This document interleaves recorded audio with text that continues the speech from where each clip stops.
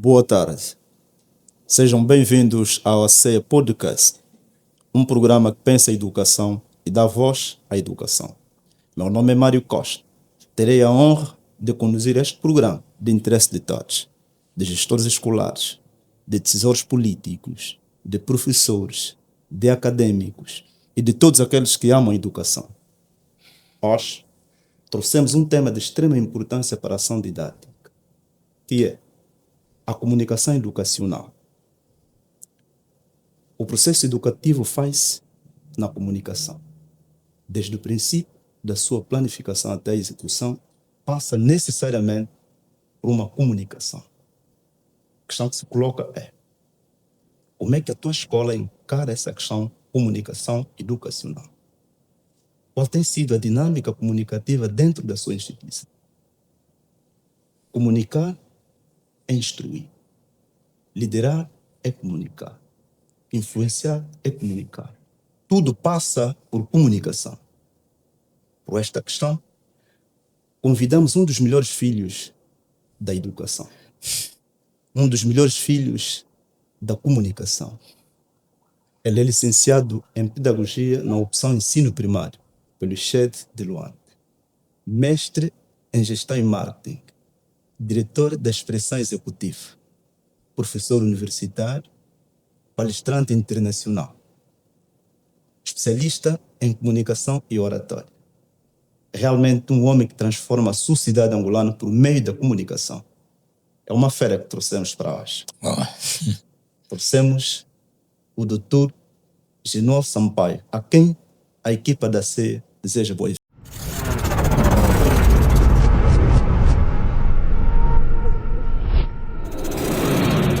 Muito obrigado, doutor Mário. Sinta-se em casa. Não, gratidão. Já estou em casa. A CE sente a tua presença como uma honra recebê-la. Obrigado, doutor Mário.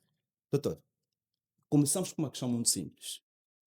Quando nós falamos da educação, estamos a falar de um processo que na sua base tem a tendência de tudo ser comunicação, desde a preparação até a execução. O doutor poderia nos trazer aqui uma visão daquilo que seria a definição da comunicação no contexto escolar? Dentro, doutor Mário, do processo de ensino e aprendizagem, a comunicação seria a base para melhor planificar, a base para melhor executar e também para melhor planificar.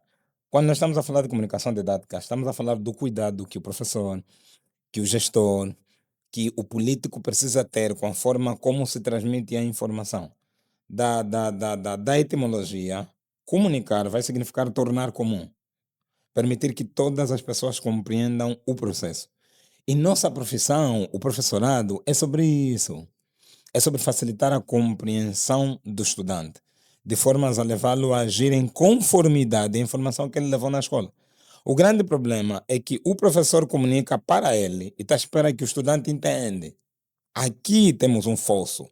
Por quê? Porque o professor não aprendeu a comunicar para o estudante. No ICED nos ensinaram a comunicar para outro professor. Não nos ensinaram a comunicar para o estudante. Só para ter uma ideia de Tomário, nos 4 anos de formação superior que fizemos, nós não tivemos uma única cadeira que falava sobre comunicação. Não tivemos. E olha que a minha especialização foi em ensino primário. Certo. Eu fui colocado em uma escola para estagiar e eram crianças.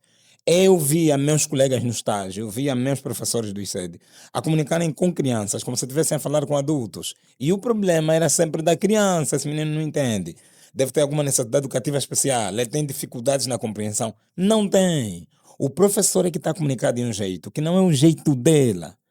A partir do momento que o professor percebe que tem de comunicar na linguagem do estudante, doutor Mário, o processo de ensino e aprendizagem que nem a vida é simples.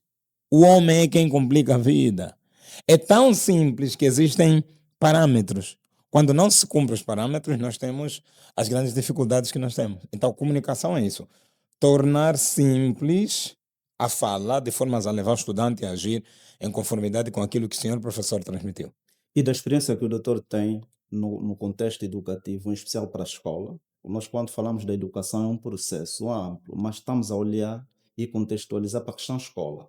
Da tua experiência, qual é o nosso grande problema em termos de comunicação escolar? O que é que se passa nas escolas? Que tipo de comunicação a escola prioriza?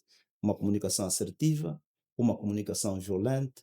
A própria linguagem Em alguns casos, estamos na sala de aulas e temos em comum, em muitos casos, salas com muitos alunos, o professor não consegue olhar para o fundo lá da sala. E aí há muita comunicação gestual a circular, a ser desencadeada. Doutor, da experiência que tem, qual seria o conselho para a classe docente? Porque é uma questão preocupante. Muito. Porque as escolas não olham a comunicação como prioridade, mesmo sabendo que o processo educativo baseia-se na comunicação. Sim. Qual seria a abordagem do doutor quanto a essa questão, pela sua experiência? Hoje, doutor Mário, nós já melhoramos muito. Como estudante, nós tínhamos uma comunicação agressiva. Era mesmo violenta a comunicação dos nossos professores. Era tão violenta que os professores batiam-se no peito quando os estudantes não compreendiam. Hoje, a nossa geração de professores, vamos dizer, está a 45% de chegar à metade para começarmos a resolver o problema, porque hoje ainda vimos professores a insistirem em metodologias muito arcaicas. Ainda temos visto em sala de aulas professores a prepararem a aula tal como ele aprendeu a preparar no ICED. Ele não leva em consideração o contexto do estudante. Tem uma fala que eu amava repetir no ICED, nem sei de quem é. A fala diz que quando o estudante não compreende a matéria, o professor tem de estudar o jeito do estudante compreender e ensinar do jeito dele. Esta fala, doutor Mário, resume tudo o que para mim é comunicação na escola. Na escola não existe importância para o professor, permitam-me, com as devidas aspas. No processo de ensino e aprendizagem, o processo de ensino e aprendizagem é sobre o estudante, para o estudante, pelo estudante. É tudo sobre isso. Eu me formei durante 4 anos no ICED para servir o estudante. O professor precisa engolir o ego dele e perceber que ele não é o elemento mais importante ali, até porque ele já sabe. Se não sabe, deveria saber. E por já saber, o professor conhece mecanismos para melhor ser compreendido. Assim, doutor Mário, nós já estivemos pior, mas hoje estamos a nos esforçar para melhor comunicar com nossos estudantes. Ainda temos um longo caminho por fazer, mas graças a Deus, esta geração de professores tem feito. Boa, doutor. Realmente, essa é uma reflexão profunda quando olhamos para o nosso sistema educativo. Temos aqui vários desafios, mas olho mais para o desafio liderança escolar. A comunicação é isso. O comunicador tem de saber liderar. Nós influenciamos enquanto líderes. Essa é a questão, doutor. Como é que encaras a liderança escolar? Como é que as nossas escolas lideram, do ponto de vista da própria comunicação? Quem hoje é o gestor escolar é aquele estudante que foi violentado com a comunicação do professor. Penso que é Jean-Jacques Rousseau que dizia que em cada estudante tem partes de todo mundo que foi professor dele. Doutor Mário é consequência de todo mundo que foi teu professor. O mesmo acontece com o doutor Genuão. Hoje, como é que está as lideranças institucionais no quesito comunicação? Hoje a liderança educativa ainda é muito com base ao ego. Hoje o diretor é estrela, ele quer ser temido, não respeitado. Por isso é que quando ele passa pelos corredores com o nariz empinado, ele quer que todo mundo entre para a sala. E o aluno que não entra para a sala, esse é o indisciplinado.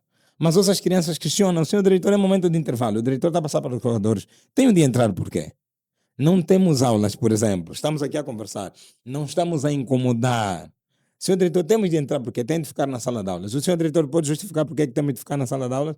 Vocês não podem me questionar, porque eu sou o líder aqui. Não. O senhor precisa comunicar de forma assertiva, justificar o porquê de cada processo e procedimento dentro das instituições. Então, nas escolas, nós precisamos começar da causa do problema. E quase sempre a causa é o topo. Mas este topo também é consequência de professores que foram mutilados por via da comunicação. Então todo mundo está a reproduzir a comunicação violenta que um dia recebeu. Hoje, em formação de professores, sempre que tenho o privilégio de falar, de discursar, de palestrar em Angola e não só, para futuros professores, eu peço para eles mensurarem o grau de influência que os professores deles têm sobre eles. Nós tivemos muitos professores no ICED que foram excelentes, mas também tivemos alguns que hoje eu nem consigo citar o nome, Realmente. de tão, o termo não é incompetente, de tão violentos que foram com a comunicação. E olha que nós éramos adultos e mesmo assim sofremos violência simbólica dentro da escola por via da má comunicação dos professores. Somos nós, doutor Mário, que hoje estamos a liderar as escolas privadas, alguns as escolas públicas em Angola. O que é que temos de fazer? Precisamos ter consciência para não reproduzir a maldade que um dia foi imposta sobre nós, no nosso processo de afirmação como professores, por via da comunicação dos nossos gestores. Então, hoje, a comunicação dos nossos diretores, meu ponto de vista, ainda é muito violenta, é muito agressiva e tem como base o ego do diretor. O diretor não está ali para servir nas escolas, ele está ali para ser servido. Ele não está ali para ser respeitado. Do ponto de vista dele, ele está ali para ser temido. Temos de inverter este paradigma. Obrigado, doutor. Mais tarde voltaremos para a questão de liderança escolar e outras coisas. Mas aqui queria olhar para a questão currículo. Dos elementos que o doutor aí citou, salta-me aqui a questão currículo. Então, se há problemas de comunicação, é sinal de que tem que se rever o currículo. Sim. Se o ICED, que é a referência do ponto de vista da educação, tem esses recursos, agora, doutor, imagina noutras instituições, Sim. para os que não fizeram a formação de professores. Olha a complexidade. Nós tivemos aulas com o ICED, tivemos a formação com o ICED, saímos lá bem. Nem todos é que são maus, Sim. um ou outro, mas isso é em função da visão que tem do próprio currículo. Nós não viemos totalmente preparados no ICED, tivemos desafios nos estágios, mas hoje conseguimos apresentar aquilo que nós conseguimos nutrir durante a nossa formação. É uma questão de currículo. Agora, doutor, será que nós precisamos melhorar o currículo? O que é que precisamos fazer para que o próprio sistema como tal comece a qualificar-se automaticamente? Nós precisamos melhorar, não, precisamos ressignificar o currículo. O nosso currículo da educação hoje em Angola forma para o passado, não para o futuro. Doutor Mário, é uma pena ter de falar isso, mas é a nossa realidade. Nós estamos a formar para o passado, não para o futuro. Olhe para os nossos manuais de educação moral e cívica. São conteúdos arcaicos, são conteúdos que se foram atualizados, ainda estão em 2006 ou 2007. Hoje já deveríamos estar a falar de gestão emocional, já deveríamos estar a falar de inteligência artificial, já deveríamos estar a falar em educação moral e cívica, de patriotismo, já deveríamos estar a falar de políticas educativas. Doutor Mário, já deveríamos estar a formar para o futuro, não mais para o passado. Então o nosso currículo tem de ser ressignificado. O nosso currículo tem de ser tão bem analisado que depois disso o doutor Mário ele vai ter de sofrer uma reforma da base, é eliminar este currículo e criar um outro. Eu fiquei extremamente decepcionado no ICE de Luanda. É que tive a cadeira de desenvolvimento curricular 2 vezes, com 12 excelentes professores. Não culpo os professores. Mas o professor no ensino superior é só um reprodutor, às vezes. Ele tem de obedecer à grelha curricular que ele também recebeu. Assim sendo, a parte crítica do professor, Dr. Mário, tem de ser trabalhada em todos os níveis. Do ensino superior ao ensino de base, o professor tem de ter um lado crítico. O professor tem de olhar para o currículo, olhar para a circunscrição e adaptar o conteúdo que vai ensinar com base ao dia a dia do aluno. É um exercício que eu sempre fiz em sala de aulas, continuo fazendo hoje até no ensino superior. Eu trago o dia a dia dos meus estudantes na sala de aulas. Se eu estou no Quilamba, é contextual, é viável falar de prédios e elevadores. Se eu saio do Quilamba, vou para Caope, vou para o bairro Uíge, vou para Sonangol, vou para Petrangol, já não é compreensível falar de prédios e elevadores. Eu estou na Caope, estamos a estudar trem.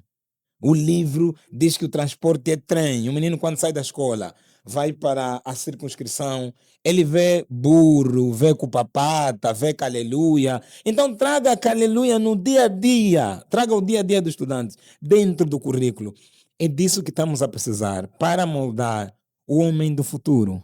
A educação, doutor Mário, que nós estamos aqui a discutir, ainda é uma educação baseada no passado. Só para ter uma ideia, as metodologias que nós usamos para ensinar hoje são arcaicas, são do passado. Os recursos de ensino que nós usamos continuam sendo do passado.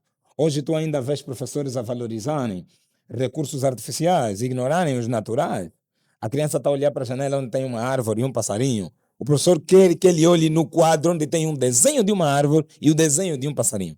Quando o professor tem uma árvore com pássaros fora da escola, é só tirar da sala de aulas, é só tirar os meninos fora da sala de aulas, levá-los ao pátio. O menino está a ouvir, está a ver, está a praticar. A partir deste ponto, doutor Mário, nós vamos ter uma educação transformadora. A educação é para mudar o mundo, não é para alienar as crianças. A educação é para desenvolver crianças que questionam. Não é para bater nas crianças quando questionam. É sobre olhar para os nossos materiais didáticos e perceber que ser vivo não é aquele que nasce, respira, amadurece, envelhece e morre. Não! Conforme aprendemos. Não, é para ressignificar essas definições. Tem muita coisa hoje nos nossos livros que já não fazem sentido. Até nossa história no nosso livro está errado. Nossa história, coisa que em 2012 eu vivi. O livro do ensino primário me está a dizer que não foi em 2002. Calma aí, e eu falo como numa estudante. Se eu falar que foi tal como eu vivi, eu vou ser taxado como professor revolucionário, podem me tirar desse colégio, e eu, como tenho famílias, tenho de mentir aos meus estudantes para garantir o meu pão. Não, professor, alguém te formou mal. Por natureza, a educação é revolucionária. E não estamos só a falar de revolução voltadas a arruaças. Não, é mesmo para revolucionar a mentalidade desses meninos. Mas para revolucionar a mentalidade desses meninos, a educação tem que ser pautada no agora, no futuro. Vamos ignorar o passado? Não, temos muito que aprender para o passado. Mas chega de Pilete, Regina Célia, Libânio, chega dessa educação angolana muito para o brasileiro. Nada contra escritores brasileiros. Tive como base escritores brasileiros para escrever muitos dos artigos científicos que eu cheguei a escrever. Mas acabou. A educação em Angola é a educação em Angola. Temos de escrever mais? Sim, precisamos escrever mais. Mas tem muitos professores que nós podemos usar como exemplo nas nossas salas de aula. Chega de Libânio. Chega daquela educação muito passiva, muito de plano de aulas. Chega de zips, que tudo que você faz numa zip é reproduzir o que está no plano curricular. Então, doutor Mário, nós precisamos ressignificar tudo para início de conversa. E com tudo, professor Genual quer dizer o nosso currículo. Não, o nosso currículo de educação está muito para trás. Precisamos trazê-lo para o presente, mais focado para o futuro. Boa, doutor. Um outro desafio que nós temos ao nível do setor tem a ver com tal direito à educação. As nossas crianças, em algumas zonas do país, para chegar até a escola, é um desafio enorme. E muitas dessas crianças acabam por desistir por conta da distância. De quem é a responsabilidade quanto à questão de direito da educação à criança? Outra questão é o acesso. O acesso ao sistema é mediante documentação. Para quem não conseguiu documentos para ter o acesso, de quem será a responsabilidade quanto ao direito à educação? É uma violência. Quando uma criança não estuda por conta de qualquer outra situação, é contra direitos da criança. Logo, precisamos refletir de quem é a responsabilidade. Gostaria de ouvir da parte do doutor. Qual seria a sua visão para isso? Há zonas, de uma aldeia para outra, é caminhadas longas. Sim. E o doutor Isaac Paz fala muito dessa parte, quanto à questão horária. Há zonas do país que a produção é no período da manhã, das 5 até 12 horas, a família já regressa das lavras para a aldeia. Mas é que o horário é tão nacional que nem contextualiza. 8, 12. E a criança que não tem idade para isso acaba por não conseguir terminar por conta dos afazeres da família, porque é assim que ele cresceu. Doutor, qual seria a sua reflexão?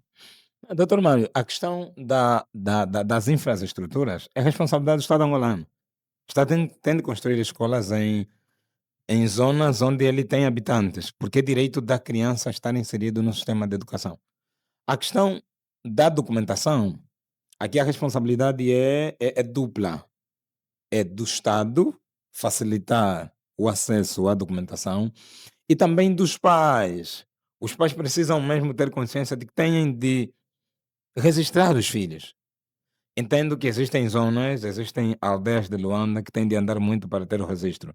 Nestes casos, eu falo por experiência, existem escolas que dão abertura para os pais. O ensino primário, por exemplo, em aldeias fora de Luanda, as escolas permitem que as crianças estudem sem a documentação. Certo. Mas à medida que vão se aproximando da quarta, da quinta, muito próximo à sexta classe, a escola já vai apertando mais. Certo. Está na hora de tratar a documentação.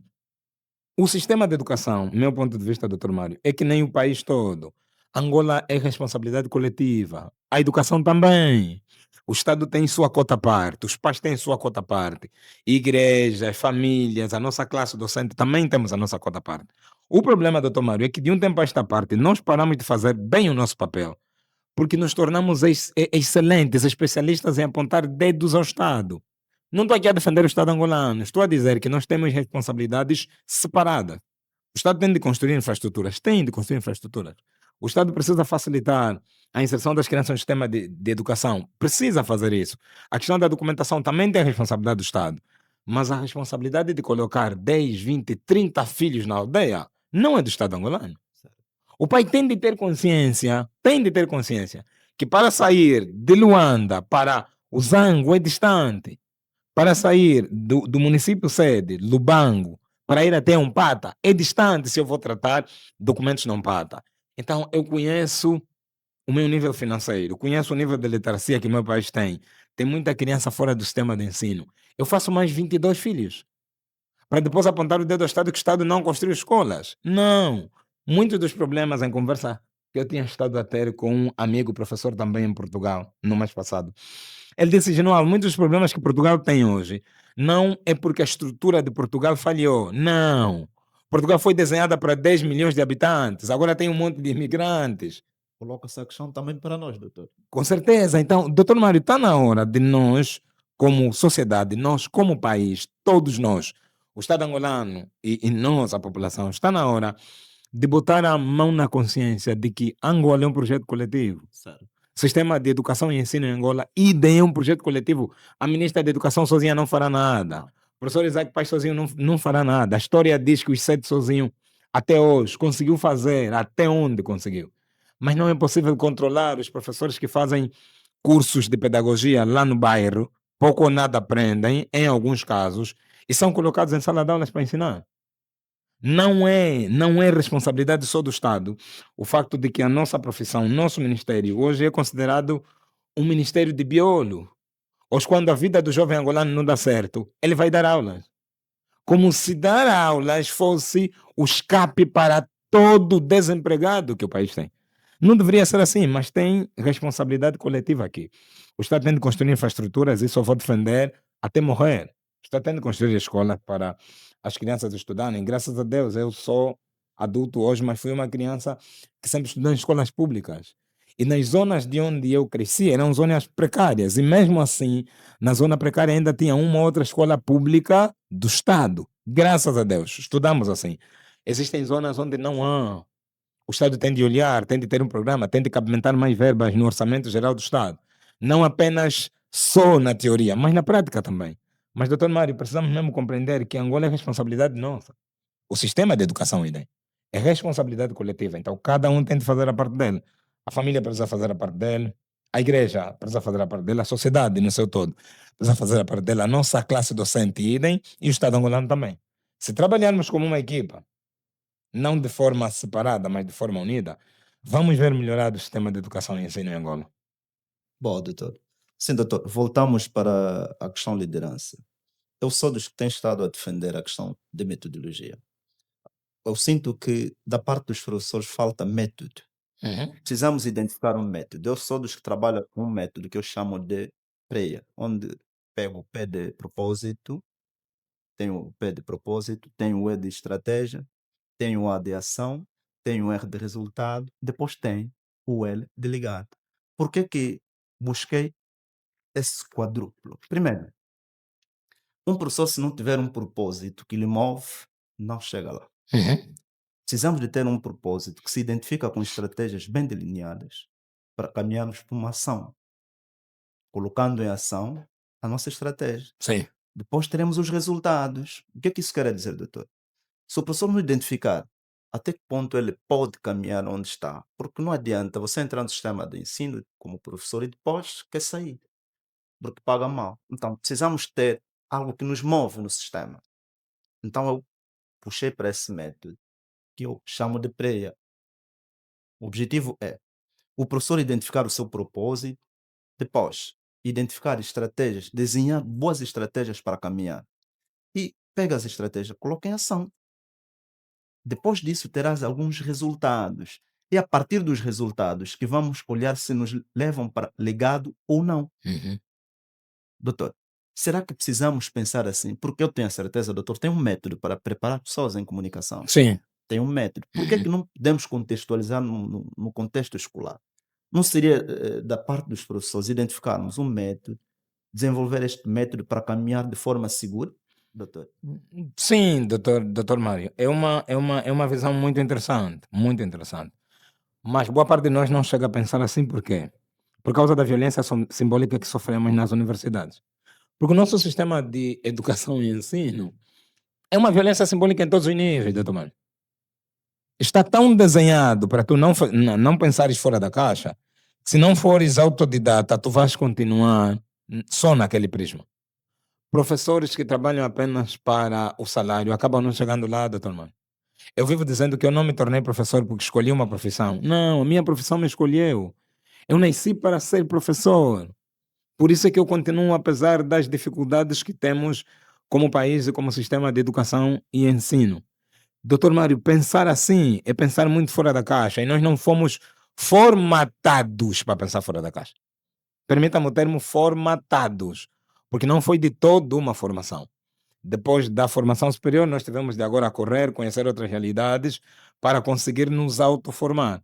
É esta visão que alguns de nós, até formados nas melhores escolas de ensino para a formação de professores, não têm. Por quê? Porque a questão do propósito tem estado ladeado ao professor. O professor tem desafios todos os dias. O que te mantém não é apenas dinheiro, é o que te move. E o que é que te move? É o teu propósito. Você é professor por quê? Porque gosto de plano de aulas? Não. Tem de ter um motivo maior. Tem de ter uma razão maior que te torna professor. Então, pensar em um método próprio é interessante. Eu ensino a comunicação como a metodologia própria. E essa metodologia me orienta para lidar com qualquer que seja o meu formando. Qualquer que seja o líder, o diretor, o gestor, que eu leve a melhor comunicar, a base é essa metodologia. Então, seria de todo importante, doutor Mário, levarmos essa mensagem aos professores. Mais do que só traçar planos de aulas, métodos e objetivos, a pessoa tem de saber o porquê, o que é que lhe move, porque é que está lá na sala a tentar transformar vidas. O doutor tem estado a formar muitos quadros no aparelho do Estado e privado. Muitos mesmo. Internamente e no exterior. Sim, doutor, da experiência que carregas, não seria o momento do doutor olhar para o setor educativo também para formar nossos gestores em matéria de liderança, comunicação assertiva? Porque sentimos isso. As escolas não comunicam por falta de conhecimento. Muitos professores são formados, têm capacidade técnica. Agora, vender o que sabe é que é difícil. O doutor não poderia olhar para o nosso setor e começar a trabalhar junto do próprio Ministério? O que é que falta, doutor? Pela Eu- exposição que tem, pela Uhum. experiência que tem recebido vários convites para formar imensas pessoas em diferentes áreas. Por que não olha, doutor, para o nosso setor educativo? É uma visão, doutor Mário, que de um tempo a esta parte tem estado a ser maturada dentro do projeto Escola Nova. Se perceber o último seminário de educação que nós tivemos aqui no ICE de Luanda, nós olhamos muito para a questão sistema de educação, Estado angolano a trabalhar com professores. Quem realmente é professor? No caso, professor formado, não um profissional de outra área que é emprestado à educação. Não, professor mesmo, formado em educação. Nós temos estado a nos encostar para sermos parceiros do Estado por via do projeto Escola Nova. É uma necessidade nossa. O foco do Dr. Mário é formar não apenas instituições, mas formar nossos líderes educativos também. É um projeto que já está em carteira, junto até do próprio Ministério da Educação. Mas para o Ministério da Educação existe aquele sistema burocrático. Temos de aguardar as validações, o projeto está a ser avaliado. Enquanto isso não paramos, continuamos a falar por via da plataforma Escola Nova. Temos estado também a realizar seminários só com gestores no período de férias para ajudar o gestor a atualizar e contestar o nível de liderança com seus professores liderados diretos e também com os estudantes. Porque, doutor Mário, se existe um elemento que tem estado a matar muitos bons líderes educativos, é a questão comercial da educação. A educação não deveria ser biolho, permita-me O o doutor está a termo. falar do ensino privado? Ensino privado só não. A educação não deveria, doutor Mário, ser, vamos aqui dizer, motivo de empreender. Não, a educação tinha de ser literalmente, tal como está na lei de base, gratuita. Precisava ser assim. A partir do momento que percebemos que um colégio, hoje se perceber, muita coisa que antes era hospedaria, muita coisa que antes era hotel, hoje é uma escola que forma estudantes de saúde. Hoje nós temos, Dr. Mário, mais escolas de saúde do que escolas para formar professores. Hoje nós temos mais estudantes de saúde desempregados do que todas as outras áreas juntos. Doutor, se calhar o que falhou ali é uma questão de planificação. Não é? Exato. Se não foi planificado, não pode se permitir ser executado. Estamos a permitir a execução por quê? Porque existem pessoas que ganham com isso, doutor Mário. Porque nós comercializamos a educação. Partindo deste princípio, o gestor não quer liderar de facto, porque o gestor está a olhar para o salário dele. Se o professor dele ganha 100 alguma coisa, o gestor está, vamos dizer, 500, 1 milhão de kwanzas, 1 milhão e 500 ou 2 milhões de kwanzas quando ele é extremamente abençoado. O gestor olha para isso e ele quer simplesmente prender-se ao salário. Ele está nem aí para investimento próprio. Quando as pessoas vão ter comigo na minha academia, pessoas não queremos uma formação de comunicação e oratória para gestores escolares. Aquilo não está abaixo de 200 mil kwanzas, doutor Mário. Por cabeça, nesse caso. Não está abaixo de 200 mil kwanzas. E o gestor recua quando ele vai falar com o empregador dele, o dono da escola. O dono da escola também recua, porque o dono da escola pensa assim: esta é uma valência que vai ficar com o diretor, um dia ele vai embora. Como é que fica, senhor Genual? Senhor diretor, senhor dono da escola, enquanto ele for teu diretor, ele tem de comunicar bem. Se não comunicar bem, ele vai comunicar de forma violenta com os estudantes. Vamos acabar perdendo estudantes. Hoje existem escolas que estão às moscas porque o diretor comunica mal. Porque os professores se dirigem mal aos encarregados, aos estudantes, e essa comunicação acaba chegando aos pais. Então, doutor Mário, mais do que só falar de formar os gestores, o gestor tem de ter consciência que também é responsabilidade dele se autoformar. É responsabilidade dele procurar melhorar em questões de liderança, posicionamento da marca pessoal, comunicação e oratória, marketing pessoal. São informações que tinham de estar no nosso currículo de educação hoje. Mas não estão por quê, doutor Mário? Porque nós continuamos a formar para o passado, não para o futuro. É um problema de consciência educativa, doutor. Muito. Agora, a Uhum. questão agora, vamos tentar centrar a nossa conversa na questão consciência, do ponto de vista da vida do professor. Uhum. Hoje, se o doutor fazer uma pequena estatística numa sala de aulas, vais concluir que em 40 alunos, 3, 4 aceitam ser professor no futuro. Isso é grave, doutor. Muito, muito. Por que isso acontece? Porque nós, os professores, demos-nos o luxo de comer o bolinho com a criança. A criança traz um bolinho, o professor tem lá um bocadinho, come. E essa criança vai olhando: "Oh, meu professor está a comer bolinho comigo." O professor vai com o mesmo par de sapato, Uhum. a mesma camisa.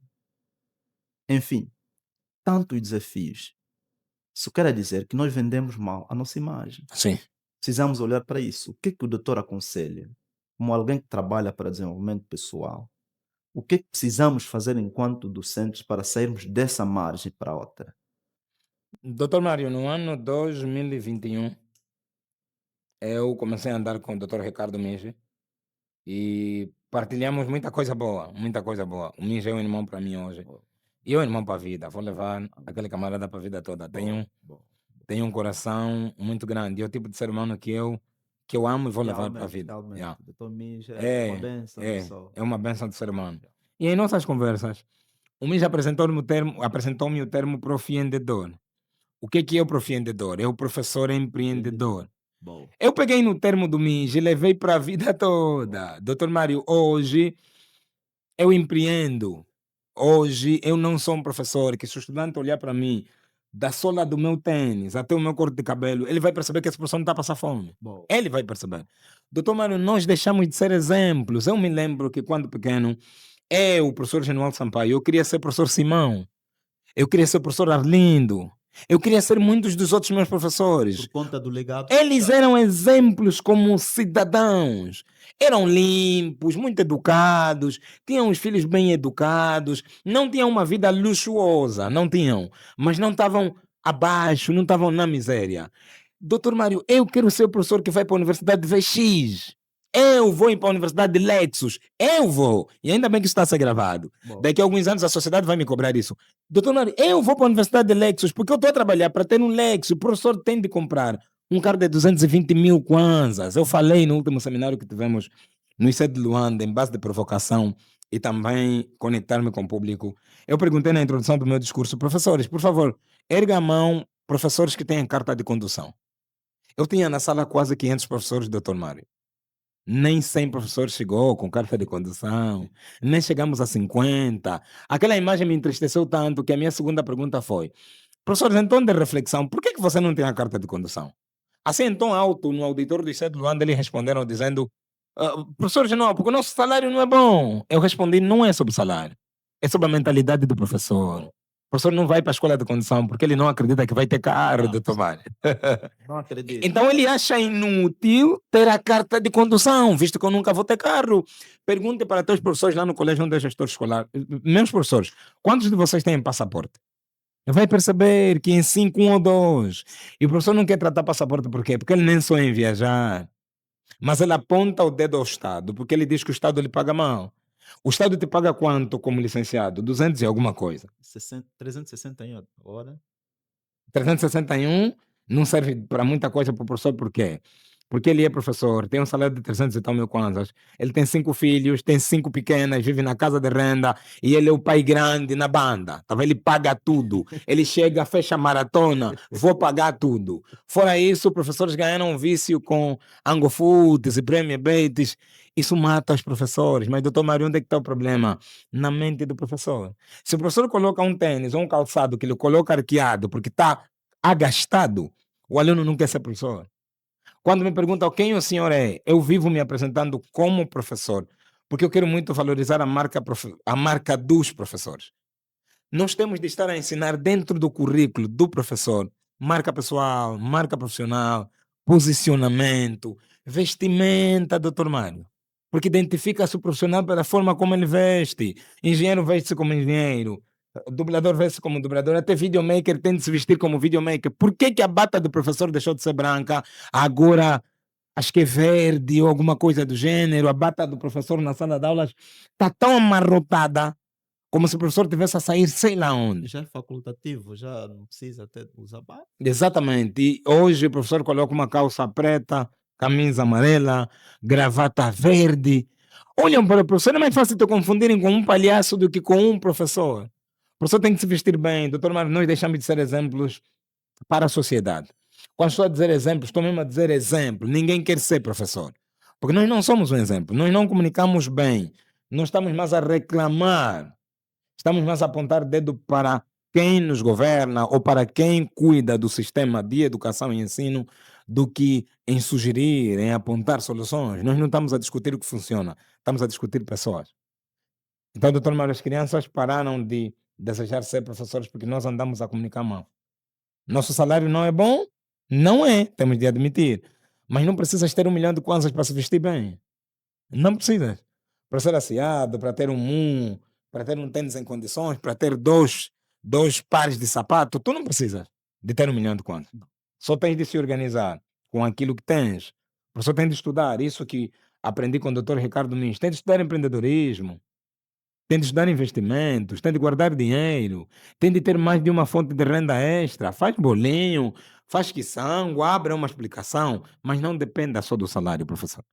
Doutor, essa visão que nós queremos para incorporar na ação educativa e que nossos colegas precisam dessa mentalidade. E como o doutor sabe, mentalidade é um trabalho apurado, não é de 2 dias, 3, trabalho de tantos seminários.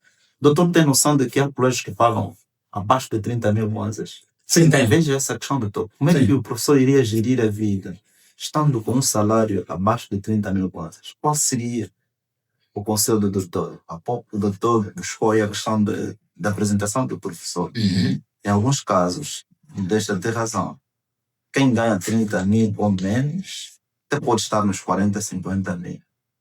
Com o agregado familiar que o doutor aí há pouco falou, nem que tivesse 100 mil, não funcionaria. Deixar um par de sapato de 30, 40 mil seria um desafio daqueles? Sim, não funcionaria. O que é que o doutor aconselha nessa perspectiva? Principalmente aos promotores dessas escolas que não olham para o professor como centro, do ponto de vista da própria imagem da instituição. Um professor que ganha 30 mil, 20, 40, dificilmente vai ser espelho para a sua escola. Qual é o conselho do doutor? Assim, doutor Mário, eu gostava de começar a responder essa tua questão contando a minha própria experiência. Tal como disse, eu nasci para ser professor. A minha primeira experiência como professor, meu salário eram 15 mil kwanzas. Eu recebi aqueles 15 mil quase em um envelope. Há quanto tempo por aí? Isso foi há uns 8 ou 7 anos. No envelope pagavam-me o meu salário. E eu recebia com muito carinho da minha diretora, que eu hoje lhe chamo mãe e sempre lhe chamei mãe. Era um projeto na Vidru, dentro do bairro Paco. Era um bairro que estava a começar e a senhora construiu aí uma escola que hoje, graças a Deus, o projeto está bem maior. Doutor Mário, eu ganhava 15 mil kwanzas, tirava 5 mil e entregava na tia Luísa, minha mãe. Sobravam 10 mil. 5 mil eu usava para o meu drip, minha roupa. E onde é que eu ia comprar minha roupa? Eu ia para os Kwanzas, ia para o Kikolo, ia para o Asa Branca. Eu usava roupa do fardo, doutor Mário. Eu comprava tênis, sapato no fardo. E existem bons sapatos no fardo. Para a realidade do professor que ganha 30 mil. Qual é o problema do professor que ganha 30 mil? Ele quer vestir como um senhor que ganha 200 mil. Está errado. Você tem de olhar para a tua realidade. Minha mãe sempre me disse, filho, nós somos pobres. Pobre não pode inventar moda. É uma frase que está na minha cabeça até hoje. Não inventa moda. Não tem, doutor Mário. Meu salário é 15 mil. Faço como? Eu passava pela Vila de Cacoaco, pela Mutamba, olhava para as boutiques. Meu salário nem chega para comprar esses fatos. O fato que eu estou a usar hoje, doutor Mário, eu iria precisar de quantos 15 mil kwanzas naquela altura? Mas já não uso aquela roupa dos kwanzas hoje. Por quê?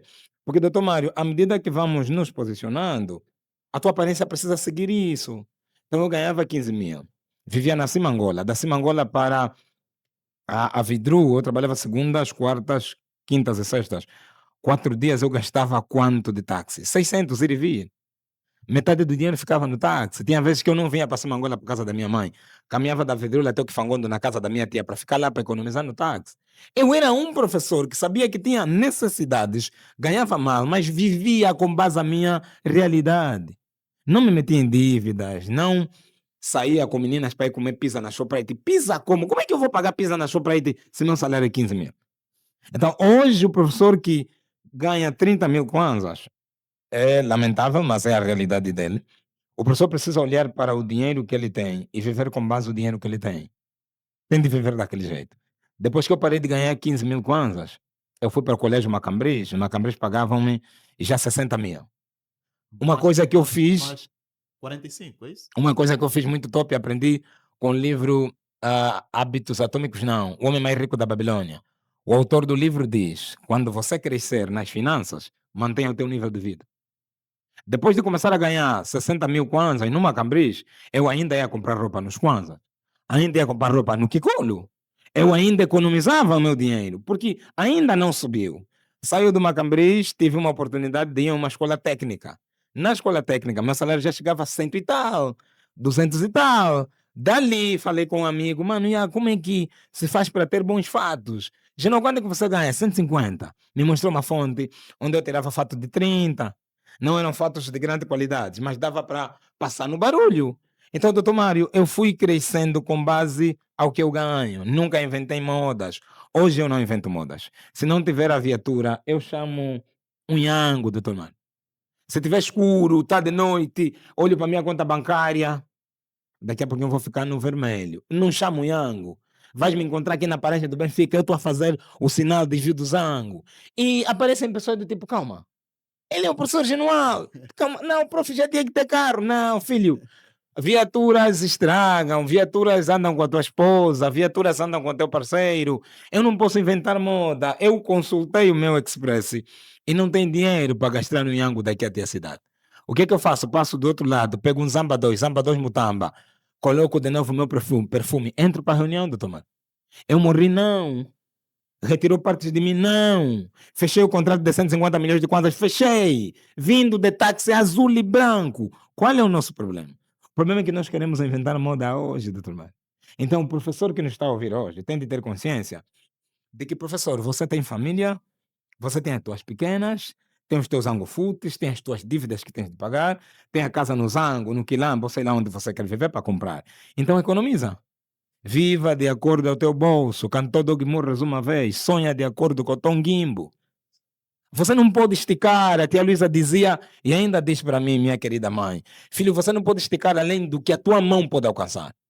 Doutor Mário, você chega até aqui, tá top, eu vou chegar até aqui. Daqui para frente, vou precisar da ajuda do doutor Mário, da ajuda do doutor Miji, da ajuda do doutor Ângelo, do doutor Miranda, do doutor é genual para seguir. O professor não precisa inventar moda. Não, meus estudantes dripam mais do que eu, está tudo bem, é normal o teu estudante vestir mais do que você. O pai dele lhe compra roupa. Você é pai e não inventa modas. Só mantenha bem aciada a tua roupa. Aquele fardo que eu comprava nos Kwanzas, no Kikolo, tem uma fonte de fardo muito boa no Asa Branca. Doutor Mário, a grande diferença é só engomar bem a tua roupa de fardo e ter, tá vendo? Depois você ganha essa habilidade de escolher bem a peça no fardo. E eu até já conhecia horário. Conhecia os horários em que estão a abrir as roupas do fardo. Dessa hora, 16 horas, alguns já abriram e já até terminaram. Se faz o que nesse momento para comprar roupa de fardo, vai encontrar o que já não presta. Se chegares no Kikolo 5h30, quase 6 horas, estão a abrir os balões. E é no momento que a senhora está a separar o que ela vai vender a 300 do que ela vai vender a 100, que eu escolhi as minhas camisas sociais. Por quê? Porque a qualidade eles separam. Enquanto ela está separada, doutor Mário, eu estou a puxar. E passava essa informação para outros professores. Não, mano, e você vive muito próximo do mercado, e você faz aquilo. É um monte de desculpas para ele se endividar. Os donos dos colégios têm de valorizar mais os professores, sim, mas também não é culpa deles. Não temos um sindicato que vai falar para o dono do colégio que você tem de respeitar o docente, não pode pagar 15 mil. Não há. E se há, ele está no gabinete. Ele não vai para Malueca. Ele não vai para o bairro Paco. Não vai. Não vai para o último setor do Panguila ver como é que está a se processar. O salário dos professores não vai. E quando vai, o dono do colégio senta com ele na sala com ar-condicionado, coloca um dinheirinho na mesa e o nosso inspetor já não fala absolutamente nada para nos Corrupção, defender. doutor. Exatamente. Então é assim que está o sistema. O que é que o professor tem de fazer? Senhor professor, dance a música que está a tocar. Economiza. Procure novas oportunidades. E o teu salário, professor, vai ser sempre proporcional ao teu nível de conhecimento. Lá no bairro Paco, eu dava português, dava MC e dava EVP. Quando fui ao Macambris, passei a dar MC e EVP. Quando fui para essa escola técnica, já dava matemática e física. Então, quanto mais o professor sabe, mais vão te pagar. Eu me lembro que depois que entrei para o ICED, tive que sair da Simangola, porque o meu irmão mais velho tinha um apartamento aqui na centralidade do Quilamba e pediu que eu viesse a viver aqui para estar mais próximo da universidade. Quando vim para o Quilamba, assim, em conversas a despedir o meu diretor, disse, senhor diretor, não vou poder continuar a conversa. Não, professor, não, nem que o carro da escola tiver de estar te levar todos os dias do Quilamba para o colégio, que era na vila de Cacoaco, nós vamos fazer esse sacrifício. Eu disse, não, senhor diretor, não é sobre transporte, é sobre minha saúde. Eu não vou estar bem estar a fazer via expressa todos os dias. Ele quis muito fazer aquele sacrifício pelo professor Genual. Por quê? Porque ele sabe do ativo que eu sou como profissional. Então, professor, tu tens de ser um professor que o dono do colégio tem medo de te perder. Tens de ser um professor que assim que questionarem o teu gestor escolar, quem você indicaria como o próximo gestor? Tem de ter o teu nome na mesa, mas para isso, o professor tem de autoformar-se, o professor tem de continuar a aprender, porque quando o professor deixa de aprender, morre o professor, doutor. Morre, literalmente. O professor morre quando deixa de aprender. Obrigado, doutor. Uma grande abordagem. Você que é proprietário de um colégio, promotor ou gestor escolar, olha para o teu professor. Precisa ser valorizado para que a identidade da escola tenha um outro impacto. Doutor, vamos agora tentar olhar para uma outra questão que tem a ver com a presença da família na vida da escola. Nós hoje em dia notamos que muitas famílias não acompanham a vida acadêmica da criança. Não acompanham, se calhar, o desconhecimento ou ignorância. Há pessoas até muito bem formadas, mas nem conhecem a escola onde estuda o filho, porque a empregada que vai buscar a criança, que deixa a criança, enfim, tudo passa por essa pessoa que é empregada. Doutor, que educação nós queremos? Primeiro, se é desconhecimento, é função da gestão escolar incorporar essa visão nos ativos da escola.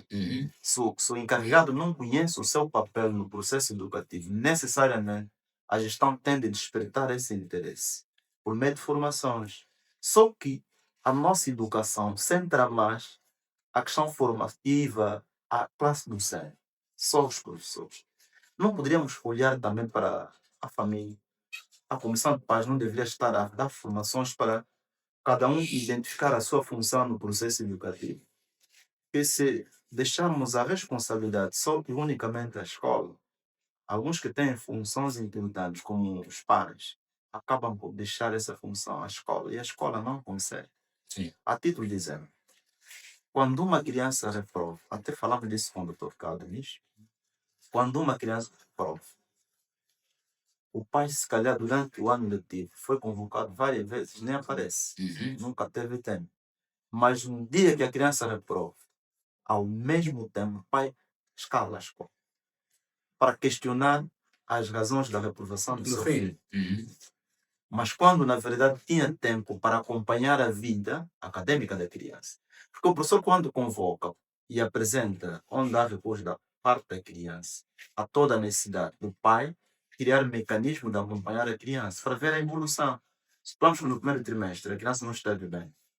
No segundo, há aquele envolvimento casa, escola, ou família, escola. A criança evolui. Mas se deixarem tudo para a escola, claro, escola não é uma máquina. Sim. Se não é uma máquina, então tudo passa por um processo. Não é um processo, necessariamente, cada um deve Fazer a sua desempenhar a parte. sua parte. Doutor, qual é o conselho que deixa, ou qual é a reflexão que tem sobre essa questão? Porque é muito corrente nas escolas. Doutor Mário, quando se afasta a família do processo de ensino e aprendizagem, formamos um cidadão às metades. A formação integral não existe sem a família. Não existe. A relação escola-família deveria ser igual à relação ser humano e Deus. Relação de dependência. Nós temos dependência do nosso Criador. Deus é uma necessidade para o ser humano. Quando tu te afastas do teu Criador, faz sempre te sentir vazio. Acontece mesmo com o estudante. Quando o pai não vai para a escola. Eu vivi uma experiência na primeira pessoa. Fui convidado aqui no Palanca. Esqueci-me agora o nome do colégio. Meu Deus, tinha de me lembrar. Mas eles estão aqui no Palanca. Que somos nós, no Palanca? Na rua, acho que aquilo é Rua M. Já não me lembro muito bem. Foi o ano passado. Convidaram-me professores que não vinham dar um seminário de pedagogia, comunicação assertiva para nós professores. Fui para lá, doutor Mário. No final da formação, eu percebi que o diretor juntou os professores e perguntei, diretor, vamos para onde? Professores, não, nós temos um programa aos sábados de visitar os nossos estudantes. Onde? Em casa? Não. Novidade. Não faz isso. Isso acontece em Angola. Acontece, professores, não. Eu liguei para o meu próximo compromisso, pedi mais 2 horas do próximo compromisso. Eu andei com eles no Palanca de casa em casa para visitar os estudantes. Aquilo é uma alegria para mim como professor. É uma cultura que deveria existir em muitos colégios. Eu, ministro da Educação, eu iria dar muitos prêmios para aquele diretor. Aquele senhor precisa de incentivos, de elogios. Pena que agora que eu estou a falar agora podcast, isso vai para a internet, eu esqueci-me do nome do colégio. Mas enquanto estiver no ar, eu vou me lembrar do nome do colégio, vou enviar para o Dr. Mário. Eles precisam de incentivo, de casa em casa. É chegar, sentar em bancos, sentar em latas, e o pai está admirado. Desculpa, professor. Para ferir as condições do aluno. Desculpa, professor. Alguma coisa, o meu filho errou. Não, teu filho não errou. É que por a escola nunca comunicar que tem relação próxima com a família, o pai pensa que sempre que é chamado para a escola é porque o estudante errou. Não, não errou. Vem me visitar para ferir a realidade. Como é que esse menino vive? O que ele come? Onde é que ele dorme? Para eu perceber por que essa criança não está a aprender. Como é que todos os meus estudantes leem? Esse não lê. Não, ele tem problemas mentais. Não tem. Ele vem de uma realidade que não é a nossa. Ele sai do Pai Luís até a Sonangola a pé, com aquele sol das 13.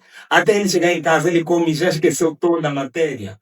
Por isso é que o estudante tem de viver muito próximo da escola onde ele estuda. Mas a nossa realidade, o nosso contexto, Angola não nos permite fazer isso. Eu fazia viagens longas para ir para a escola de ensino primário, onde eu estive.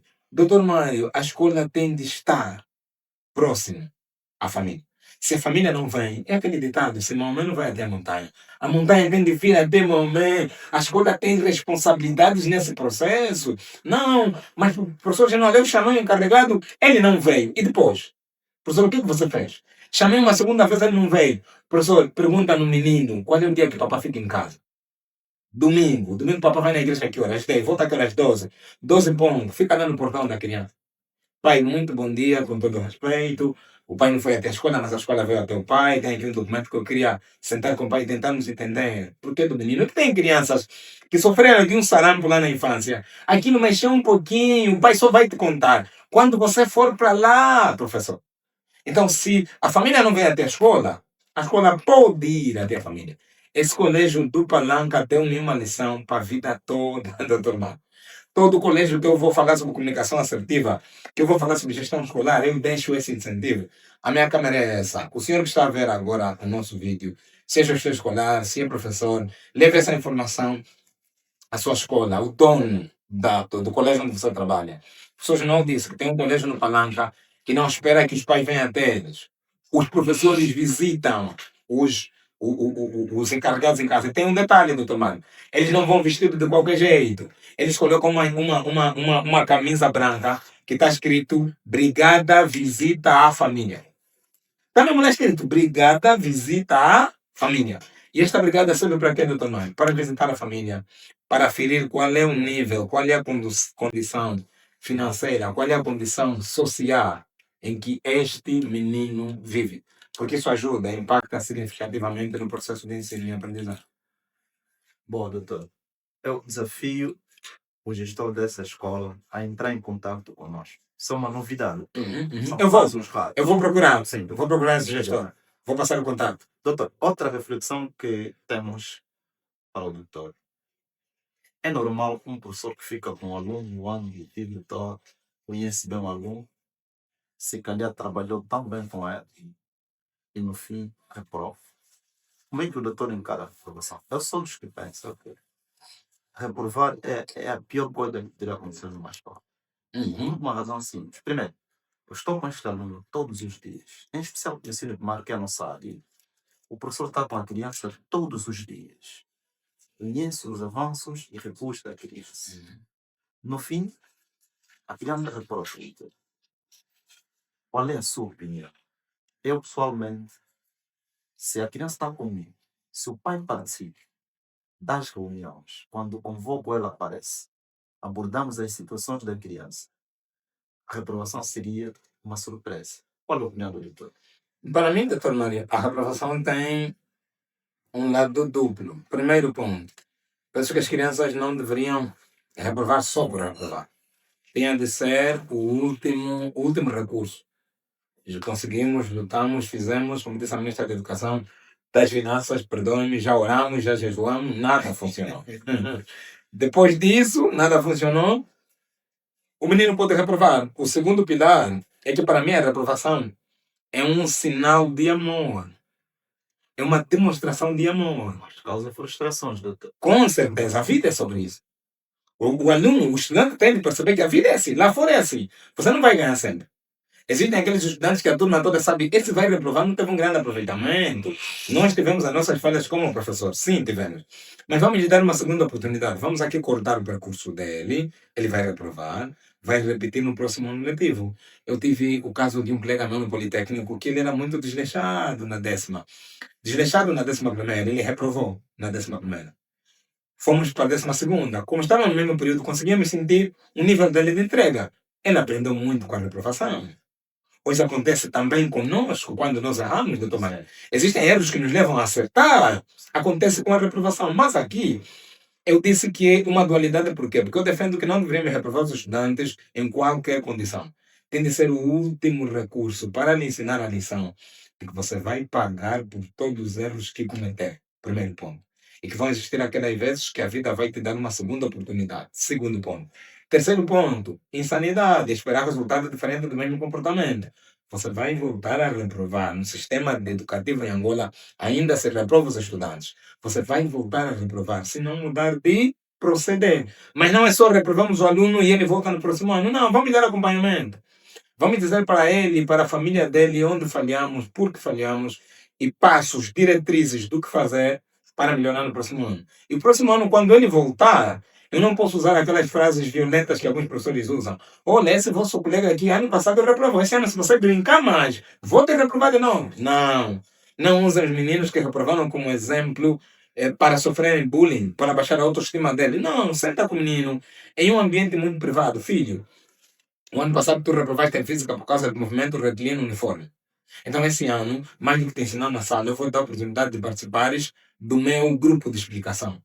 Professor, não quero mais que esse menino reprove. Eu estou à procura de uma razão para esse menino se redimir. Não aquela política, já que reprovou o ano passado, para esse ano no literário do colégio, vamos lhe aprovar só já. Porque tem muito dessa nos conselhos de nota. Não. Reprovou ano passado, esse ano voltou. Fizemos, ele não quer acatar. vai voltar a reprovar, porque não tem condições, não tem perfil de entrada para a próxima classe. Só por isso é que aqui nós cortamos e tem o processo da reprovação, doutor Mário. Nosso último ponto, doutor, tem muito a ver com as escolas que separam os alunos em função do seu nível de aproveitamento. Há escolas que pegam todos os alunos aproveitados, colocam numa turma, os razoáveis na outra e aqueles que acham que têm recuos maiores na outra sala. Essa dinâmica não prejudica o próprio processo do crescimento da criança do ponto de vista acadêmico ou intelectual? Qual é a opinião do doutor? Prejudica muito, doutor Mário, não apenas do ponto de vista acadêmico e intelectual, do ponto de vista social também. Deixem as crianças desenvolverem-se juntas. Nós somos pessoas, precisamos de outras pessoas para crescer. Hoje, por ser empreendedor, eu tenho o privilégio de trabalhar com muita gente mais inteligente do que eu. Eu contrato pessoas mais inteligentes do que eu, porque eu quero aprender com elas. Hoje, além de comunicação, eu entendo de vendas, entendo de marketing, entendo de negociações, entendo de pessoas, entendo de mercado, entendo de inteligência artificial, entendo de posting nas redes sociais. Por quê? Porque aprendi com todo o técnico que eu sempre contratei. Doutor Mário, estar na sala, eu nunca fui apologista, mesmo na altura como estudante, de que os melhores têm de, vocês pegam as vossas carteiras e metem na frente, vão fazer a prova de forma separada. Não precisa. Os mais bárbaros sentam na parte de frente. Não precisa. Foi por causa dessa má abordagem de alguns professores que dizem que o ensino médio eu sempre sentei na parte de trás. Porque a parte de trás é conhecida como sendo a parte dos indisciplinados e dos carneiros. E eu era disciplinado e muito inteligente.